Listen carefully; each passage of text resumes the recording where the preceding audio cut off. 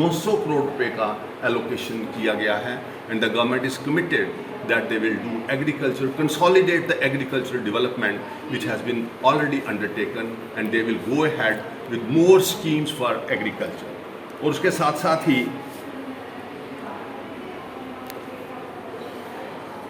it has paid attention to the sectors like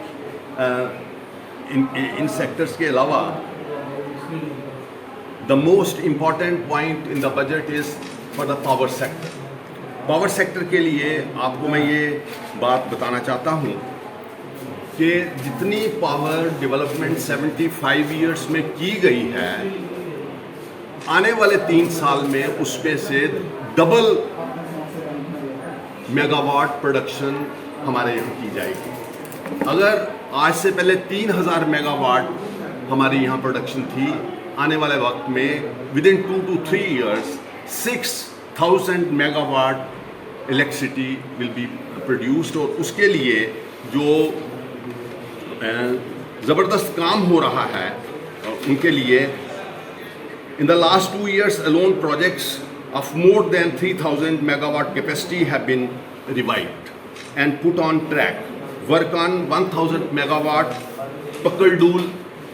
and 624 megawatt Kiru project that has been in full swing. 85 megawatt Ratle project has already been awarded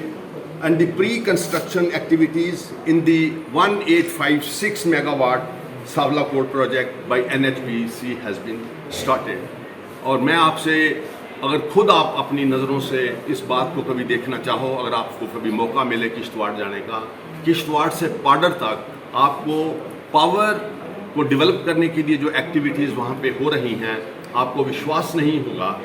और ये बात आप सब लोग जानते हैं कि जो भी बजट जब पेश होता है तो वो बजट जो है वो लोगों की भावनाओं को व्यक्त करता है, लोगों की ख्वाहिशात को व्यक्त करता है। और इस बार का जो बजट हमारे सामने पेश हुआ है उसने तमाम सेक्टर्स में जो लोग उम्मीद करते थे कि हम JNK की जो आने वाली दिनों में JNK UT की डेवलपमेंट जो है इस कदर इस तरीके से चाहते हैं, गवर्नमेंट ने उन तमाम चीज़ों का ध्यान रख के इस बजट को तैयार किया है। इसके साथ साथ इस बजट का जो एक हाईलाइट और बड़ा है कि 2023 के अंत तक कश्मीर की रेल नेटवर्क से उसको जोड़ने की पूरी तैयारी है और जम्मू और श्रीनगर में लाइट मेट्रो रेल शुरू करने की योजना जो है इस बजट में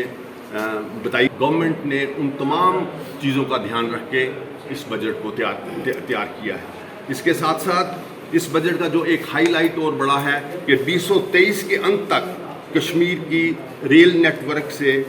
उसको जोड़ने की पूरी तैयारी है और जम्मू और श्रीनगर में लाइट मेट्रो रेल शुरू करने की योजना जो है इस बजट में बताई गई है।